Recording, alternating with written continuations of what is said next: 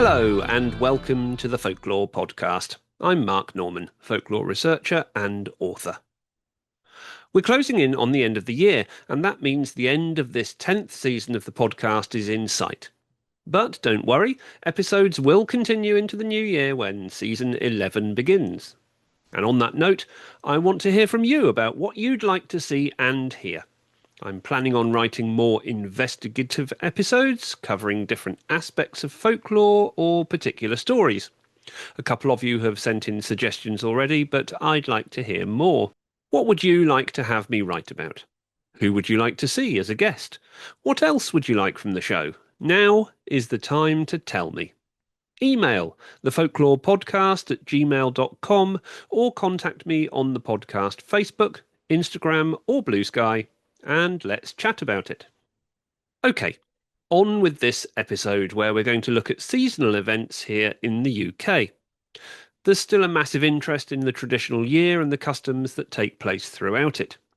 The traction that my latest book, Britain's Folklore Year, has had since it came out in September has shown that, to me at least, in one way.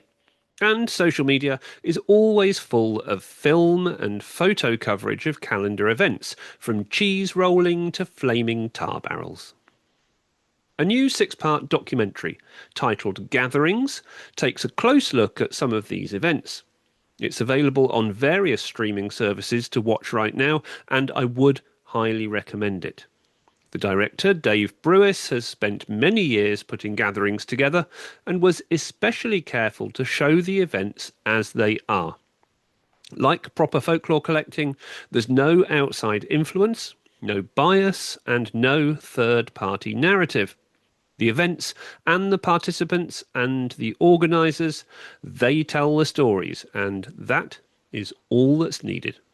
They are a true and beautiful picture of folklore in action. I caught up with Dave recently to chat with him about the show. And if you're watching this episode on the Folklore Podcast YouTube channel, then you'll be able to see some footage from gatherings over part of this discussion too. Dave, welcome to the Folklore Podcast. It's lovely to have you along. Thanks for the invitation, Mark. Yeah, looking forward to chatting. My pleasure. And I really do want to chat about this one because this was such a good set of programs to watch. And I was really looking forward to doing this one because I think there's a lot of ground that we can cover on this, which we will do in just a moment. But before we do that, maybe just in whatever brief form you would like to do so, tell everybody a little bit about yourself and how you have ended up making this series of documentaries. Sure. Well, I'm a documentary filmmaker. Actually, I sort of fell into folklore as a subject matter in around 2005. I was running my Paris-based production services, TV production services company there at the time, doing all sorts of TV and factual entertainment. And American broadcaster contacted me, said, would you like to supply us with some offbeat TV content for a magazine style program that they were looking to produce? And I didn't really quite understand what they meant by that. But after a little bit of research, I decided, yeah. Anyway, so 6 or 7 years of filming, offbeat subject matter. But it became very clear to me that some events, if you like, are sort of designed to be wacky and eccentric, and others are much deeper in terms of theme. Yeah, been covering this stuff for a long time. I shot about 75 events in France between '05 and 12, and a similar amount in the UK. And my intention was really to come back and do a much deeper dive around some of the events that I thought were most interesting. So that's what Gatherings is, really. Now, the press are very keen on describing public folklore events, such as some of the ones that are covered in Gatherings, as those words that you have used: quirky, eccentric, peculiar. offbeat is perhaps a kinder word, I think, than some of those. But there's so much more to it than that. What do you think is that kind of reasoning behind using eccentricity as a hook on these events? Yeah, interesting point, isn't it? I think ever since early 20th century Pathé news reels, this subject matter has always been offbeat, weird, strange, and the bit at the end of the news. Certainly the sort of TV magazine style programs that we grew up with, in the Mm. 80s and 90s, it was now for something a little bit light-hearted once you've covered, global wars and more difficult subject matter, I think. So it was an of editorial balance. Of course, that doesn't really do justice to the events themselves, which are fascinating, I find, actually, and have really interesting, deep, inherent themes around community and continuity, and sense of place, which I was really keen to uncover really in the documentary series. Yeah, it's a funny one, isn't it? So, but they still tend, I've just done a whole bunch of BBC local radio interviews actually, and it varied in terms of if I was asked about the weird, aren't these crazy, eccentric folk, or some of them actually were much more learned about what goes on in their particular region, which I found really interesting. And I think so. I think things are definitely changing, and I think people are starting to realize that these things are way more than the sum of their parts. Yeah, I think so. And we're just starting to see the first set of results come out from the National Folklore Survey for England, which I was a project partner on, and the results are really telling. I think from that as well that it is kind of embedded in the culture, and people do have this inherent interest, and quite a deep interest often as well, in particularly those community events, because as you say, they are part of what gives us that sense of place and that identity. We should probably first off go into a little bit more detail about gatherings itself, Yeah. how the series is kind of set up, and what your intentions were for it when you put this together. Tell us a little bit more about that.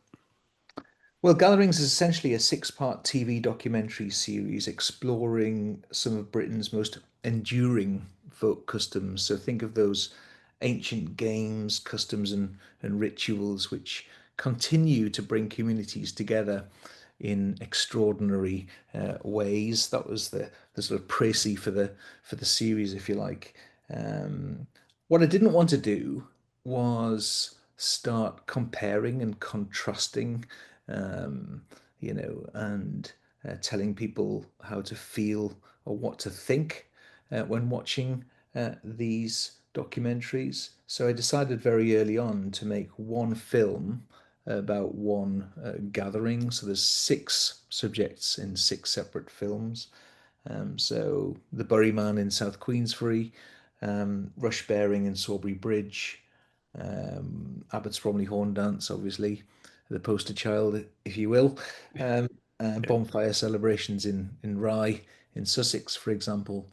Um, and, crucially, Mark, I didn't want to use a presenter. I feel there's nothing wrong with presenter-led documentaries. However, when they do tend to be a little bit spoon-fed, I feel, actually, and sometimes quite self-referential.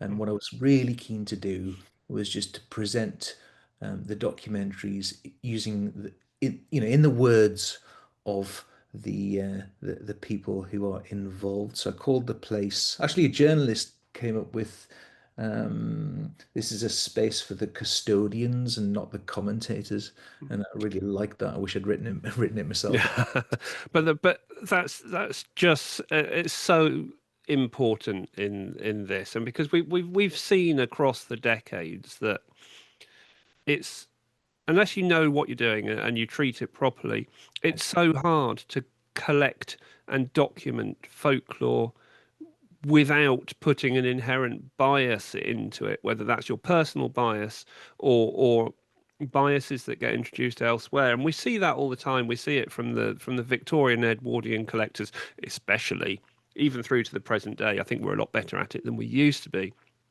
So your approach is so important.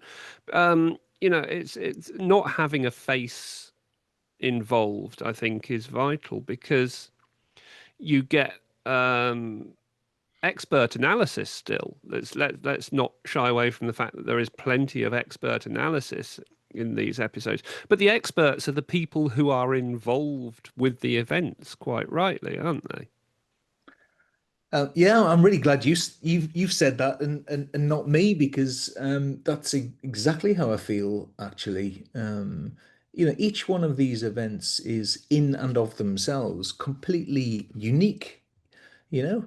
So and because many of them are centuries old, why try and extrapolate, why try to compare and contrast and look for patterns when frankly that's a little bit too academic from my perspective. When what's more interesting is to hear essentially from those folk who participate, right? Those families who care most about them procreating, if you like, the older generations who get the younger generations involved, for example, and just to explore inherently those themes, the community, obviously, these are intergenerational by nature, You certainly, when you go to South Queensferry and the like, you've got 2 year olds to 92-year-olds. There's something really interesting about that. And yeah, no, that's it. I think it's the right approach for this subject matter, Yeah. and I feel it's very different to how it's been treated in the past. Well, I think the important thing is that it gives a true record of the events as they happen. I mean, I'm involved with a seasonal event down in my part of the world, have been for many years.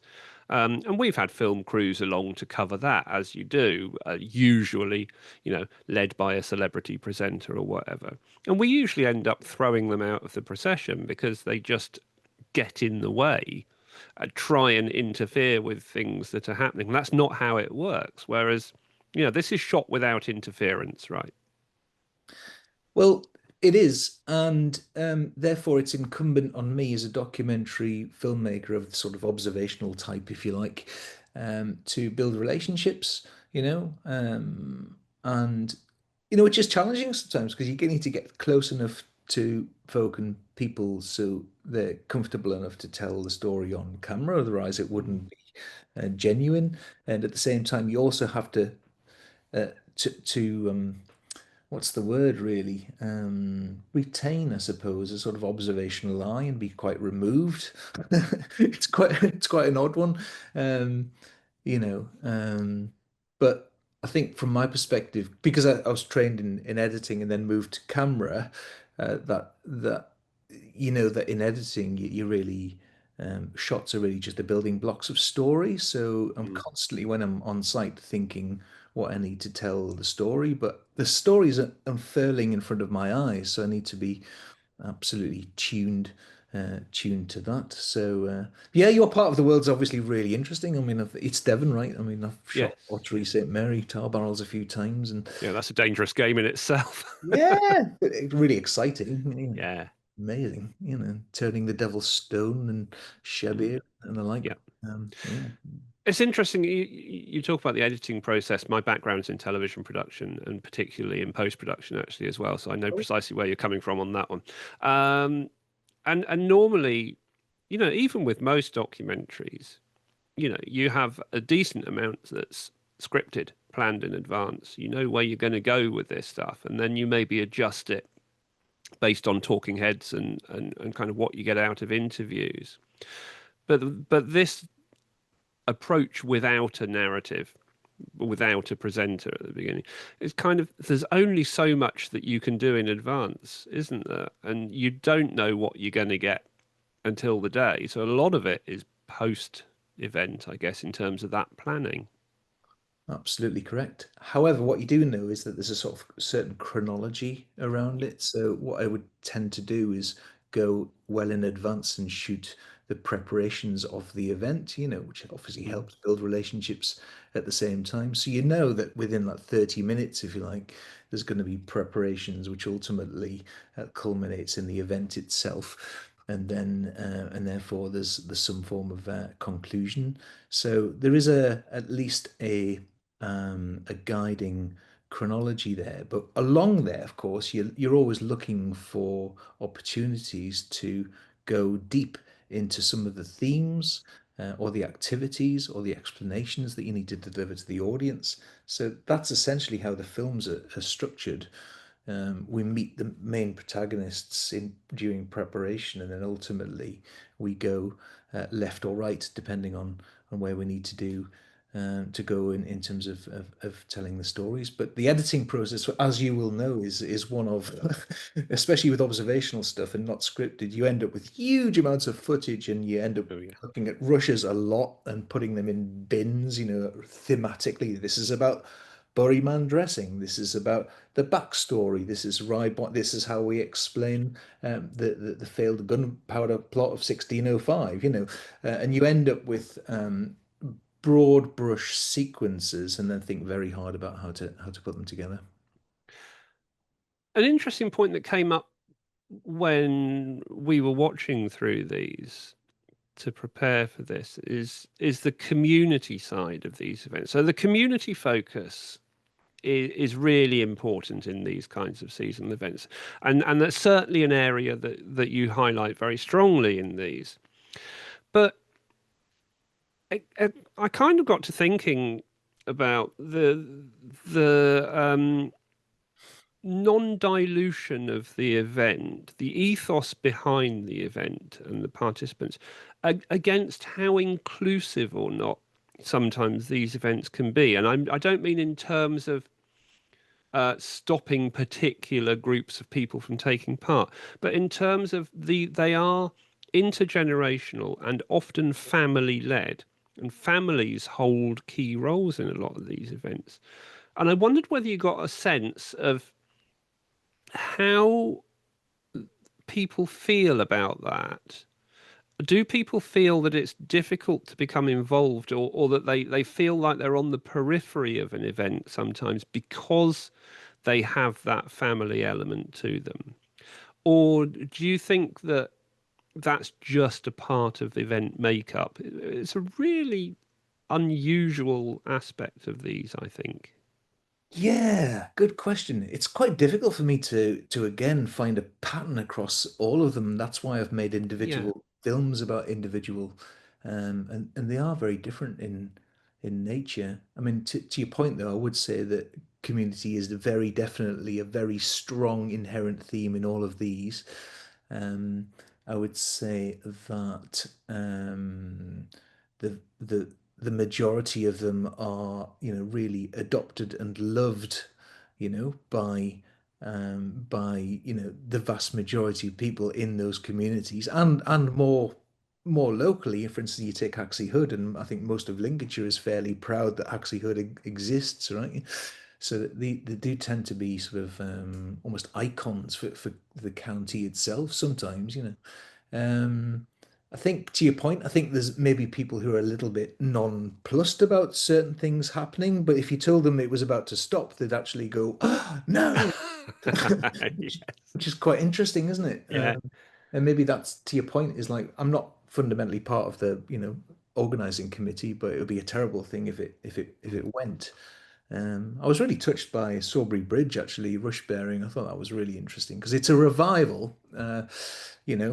Obviously, as you'll know, the idea of putting rushes on earth-beaten church floors for generations so that people could worship during winter months in a sort of a warmer environment. Well, it was revived in 1977 and has run since, and it's just really thriving these days.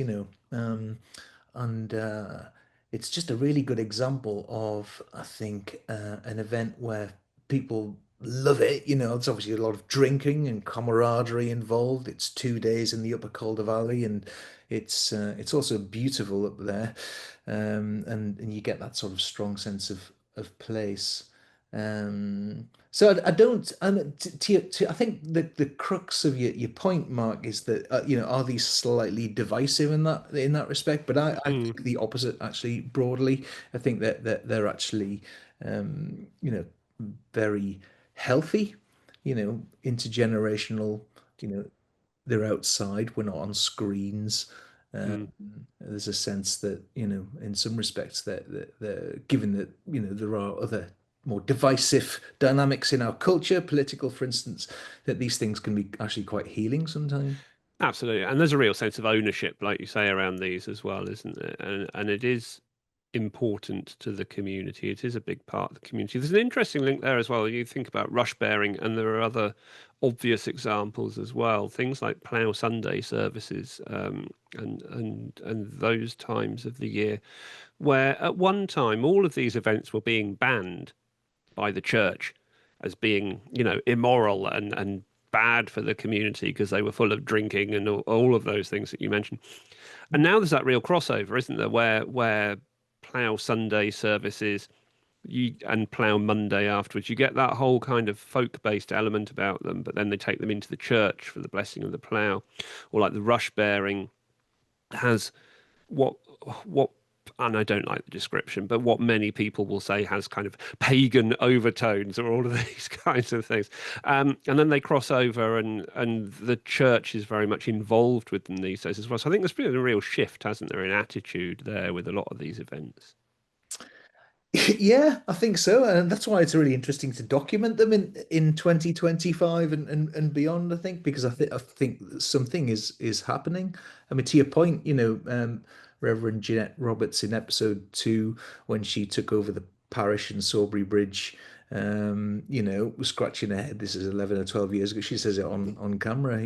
I was worried that I was getting involved in some pagan festival, but Yes. no. Um, you know, it was described to her as actually originally a church tradition, and there's actually quite a lot of ambiguity around this stuff, right? The idea that it's definitely pagan or definitely Christian, or it represents this or that, or even from political perspective, it's like it comes from the right because it's sort of more traditionalist, or from the left because it's the people from the land, the workers, if you like. I don't think that's really the point in 2025. I feel like there's something a little bit more healing going on. It's like Mm. actually it's a lot of fun. People dress up, probably drink quite a bit. Morris sides are traveling up and down the country and making new friends. You know, what's not to like? Yeah. So what's to? I guess to your point, it's back to appropriation, isn't it? It's like if you're trying to use these events to in some way prove that your point of view is correct compared to others, well then that's by definition divisive, is it not? So do we need any more division? I'm not so sure really.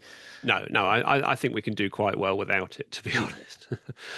Thinking about the way that you've put these together in terms of the coverage of the event itself, you've got an interesting mix of what's happening now versus what has happened in the past, and you draw quite heavily on archive material for this, and obviously and logically on the archives which have been collected over the years by Doc Rowe. I mean, I know Doc very well through us both being on the Council of the Folklore Society. I've known Doc for years. Most people who have more than a passing interest in folklore will know of Doc and his archives for sure. I love the fact that he appears in Talking Heads, as well as appearing at the events, obviously, because he's been involved with the dressing of the Buryman for a long Yeah. time as well. But it's kind of like Doc has been recording these things for years, and now suddenly he's the one that's being recorded by somebody else, and that has a real kind of circle of life feel about it, which I really liked. How did you get involved with Doc and his work? Well, I first met. We think we remember it slightly differently. I mean, first of all, Doc Rowe's a friend, right? That's the first point. And I really like his approach and his conclusions, or sometimes his lack of conclusions.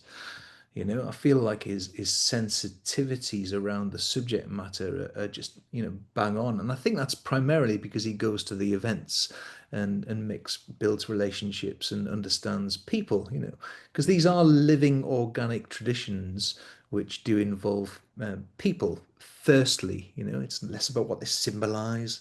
It's more about the fact that these people are having fun and looking forward to the next one all the time. So, yeah, I reckon 2005 at the Buryman. We definitely remember being at Sedgefield for one of the ball games there, and me giving him a lift down to Ashfield the next day. That would have been Shrove Tuesday, and I think that was 2006. Anyway, the point being that we just keep bumping into each other, and over the years have built a friendship, obviously. And in three of the films, the Buryman, Haxie, Hood, and Abbott's Bromley Horn Dance, because he's got clearly archives of which go back to the 70s. That was an opportunity to root the audience in a sense of place and shift them through time, right? So it was a lot of fun in the editing room, just going, okay, this is the second stop on the procession of the Abbott's Bromley Horn Dance. Can we show what it was like in the 70s and now? So we moved from VHS to SVHS to mini DV to HD. So, my stuff from sort of '05 to 12 to the 4K contemporary full screen stuff. And that's quite a long period of time, is it not? Doc's been he's I'm not giving away his age, but he's been around quite a long time. So I think it's lovely from a filmmaking perspective to be able to use these images, which are time stamped simply because of the aesthetic associated with the video format. 1980 VHS was obviously 1980s, right? So you don't need to explain what happened.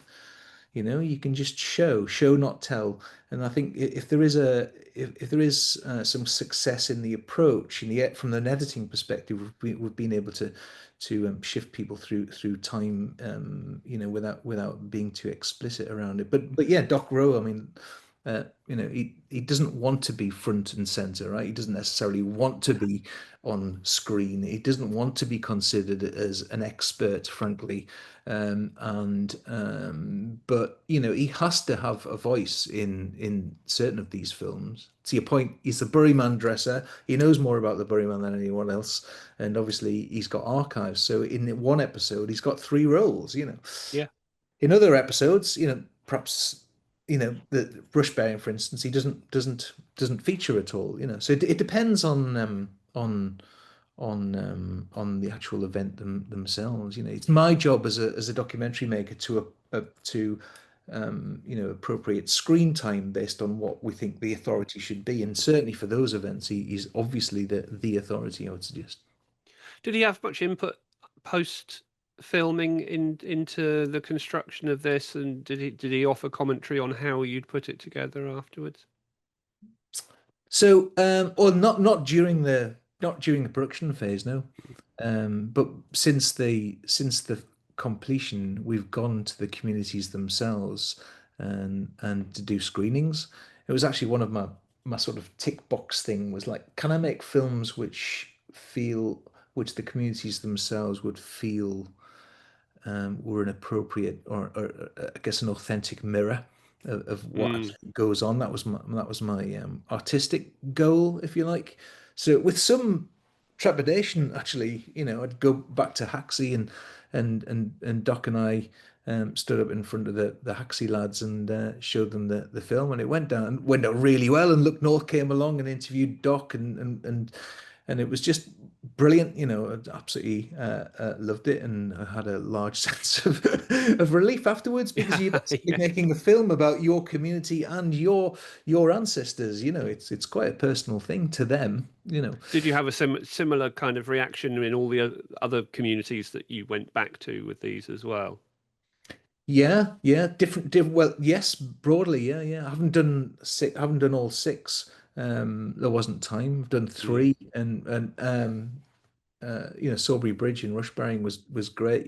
All the organisers came down. There was some tears and all the rest of it. I think they were grateful that I'd captured it I feel at the zenith, also it was like Mm, really beautiful weather when I was down there, and I was just like, "Oh, this is it." Would just really captured it at its peak, I think. And mm, Andrew Taylor, the current Bury man, and his crew have written, Michael and Joe and Terry from Abbots Bromley. When I was back down there this year, was saying like how they loved the film and they felt it was really authentic and the like, and they're sharing it and stuff, and so that means more to me actually than anything, I think, because I feel if nothing else, I've I've maybe done my job, mm. um Well, I think the thing is that these people love the events that they do.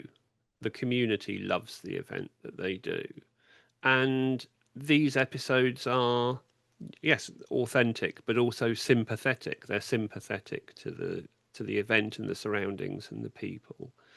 So I think that's a natural response for all of those involved because it you haven't tried to brush it with a veneer, you haven't tried to give an expert commentary, you haven't had somebody come in and profess that they know what they're talking about when they blatantly don't. You've just showcased the event, and that's what people want. It's interesting, isn't it? Because well, thank you first of all for that. I think that's exactly what I was trying to do.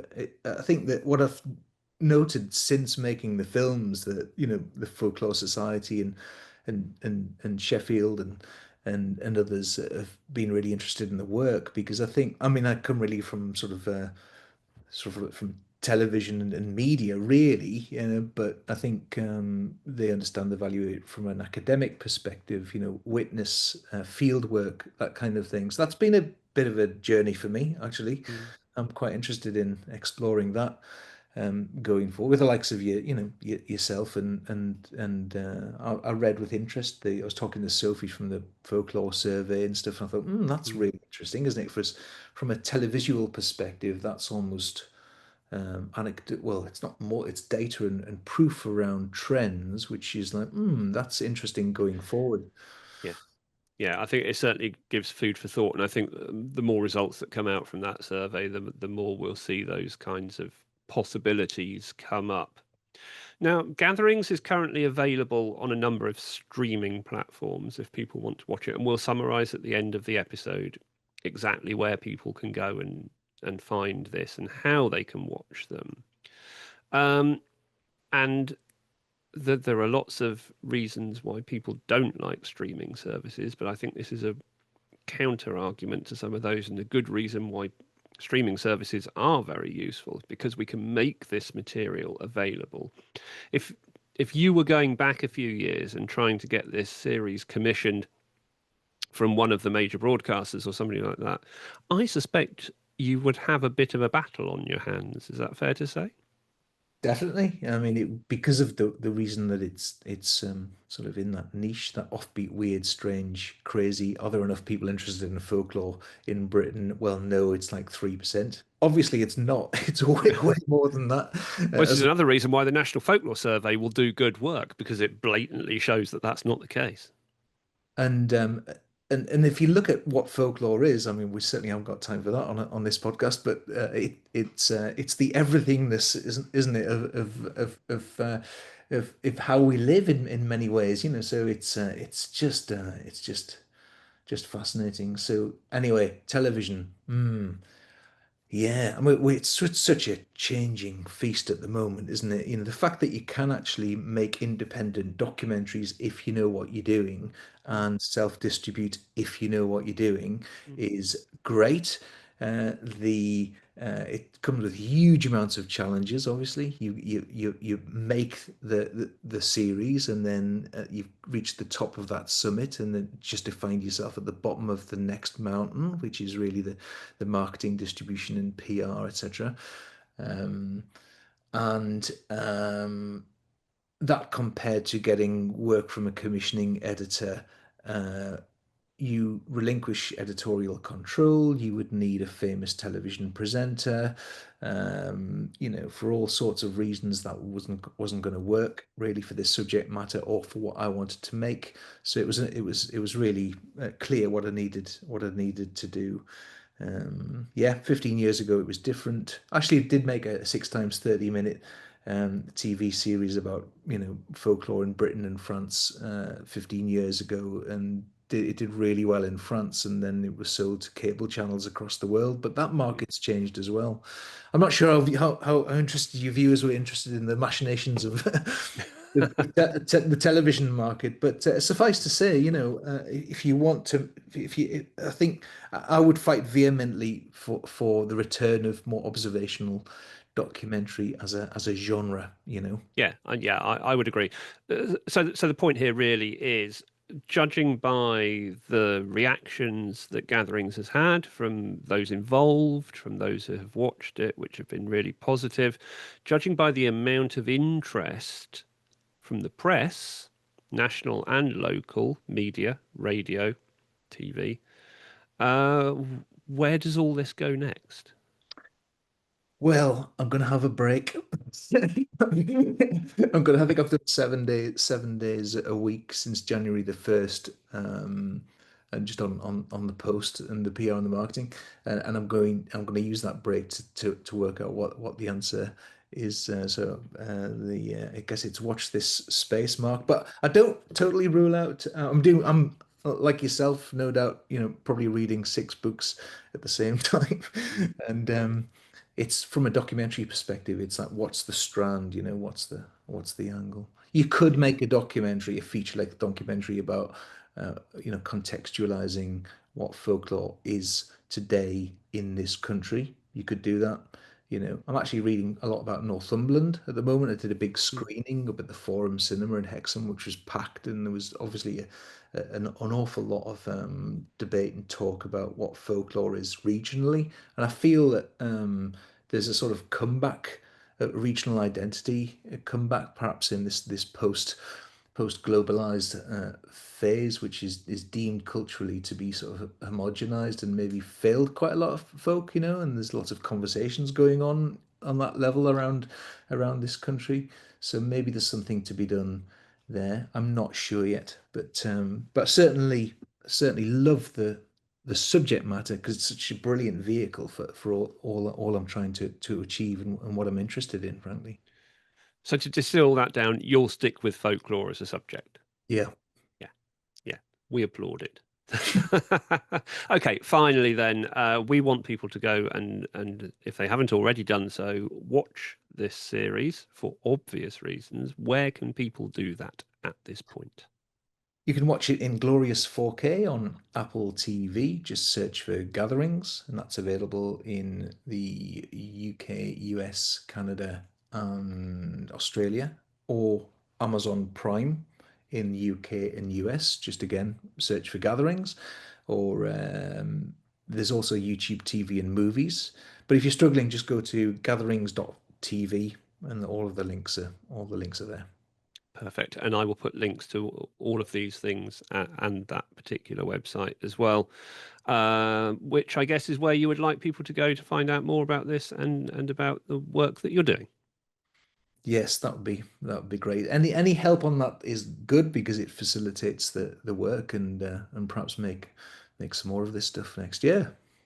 Perfect. If you do that, if you go off and watch these, then do get in touch with me at the Folklore Podcast, or get in touch with Dave via Gatherings as well, and let us both know what you thought of it and give your feedback because that's always really valuable too. Dave, thank you so much for taking the time to join me. Thanks, Mark. Really enjoyed the chat. My thanks to Dave Brewis for talking to me about Gatherings. You can follow the links from the Folklore Podcast website on the page for this episode to find out more about Dave and his work. As I said earlier, or you might have seen, this episode was enhanced on the YouTube version with extra footage, and that's something I'll be looking to do more of next year too. So, do please consider subscribing to the YouTube channel and clicking to get notifications. I'm planning a lot of extra video material in the new year, from short documentaries to event coverage and enhanced episodes. So make sure that you don't miss out. As always, you can support the Folklore Podcast on the Patreon channel. That's at patreon.com/the Folklore Podcast, both as a free member or on a paid tier. Again, I'll be reworking the tiers for the new year. The same price points will remain, but I'll enhance the offering and I'll make it clearer what to expect from each tier as well.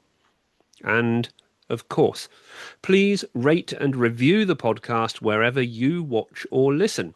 Engage with me on social media and share my posts and episodes with your own networks. That's how all this continues to grow and develop, and it helps me to stay positive about making more content for you all. If you have thoughts, you like the show and you want to tell me, or you want to offer ideas, please do reach out via the Folklore Podcast at gmail.com or on the socials. Thanks for being here. See you next time.